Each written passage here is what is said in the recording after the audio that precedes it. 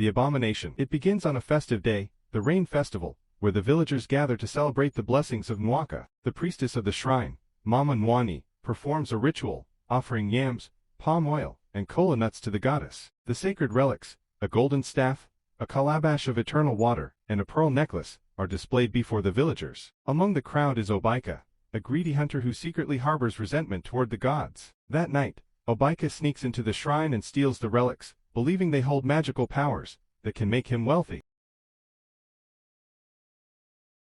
The next morning, the rain begins to fall, but instead of nourishing the earth, it burns the crops and poisons the river. People fall ill, animals perish, and the once thriving village is plunged into despair. The elders summon Mama Nwani, who communes with the gods. She returns with grave news. The goddess is enraged. The sacred relics have been stolen, and until they are returned, the rains will remain poisoned. Only one of pure heart can journey into the spirit world to retrieve them. The villagers are shocked when the gods choose a 7-year-old child, Amalacha, a shy orphan who is often mocked for her frail stature. Despite her fear, Amalacha accepts her destiny, knowing the survival of her people depends world. Amalacha prepares for her journey. Mama Nwani gives her a charm made of cowrie shells, and a small gourd of protective herbs. At midnight, she enters the sacred forest, and begins her ritual to open the gateway to the spirit world. The spirit world is a realm of shimmering light and shadow, filled with otherworldly creatures. Amalacha faces 3. She must cross a river guarded by a spirit,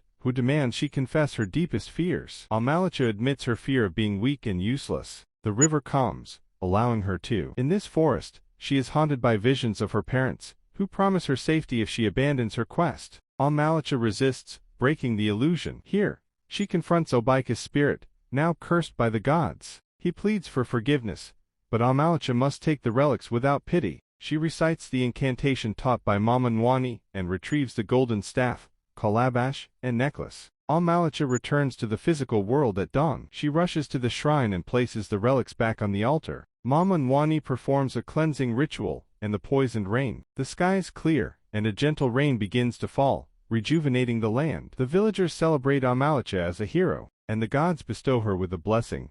She will grow into a wise and powerful leader, guiding the village for years to come. The scene dives deeper into Obaika's motivations. He struggles with envy, seeing his neighbors prosper while he barely gets by. As he enters the shrine under the cover of darkness, the relics seem to pulse with an ethereal glow. Conflict.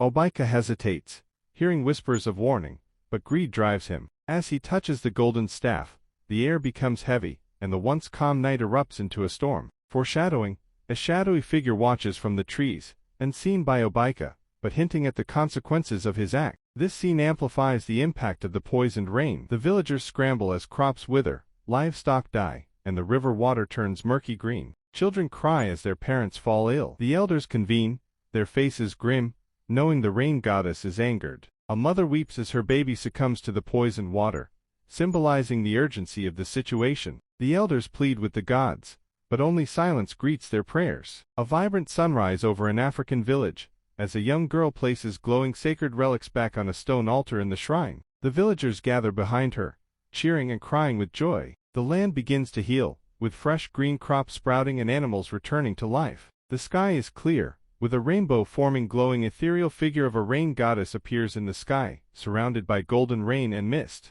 The villagers kneel in awe as the young girl stands before the shrine, bathed in divine light. The land around them is lush and green, symbolizing renewal and harmony.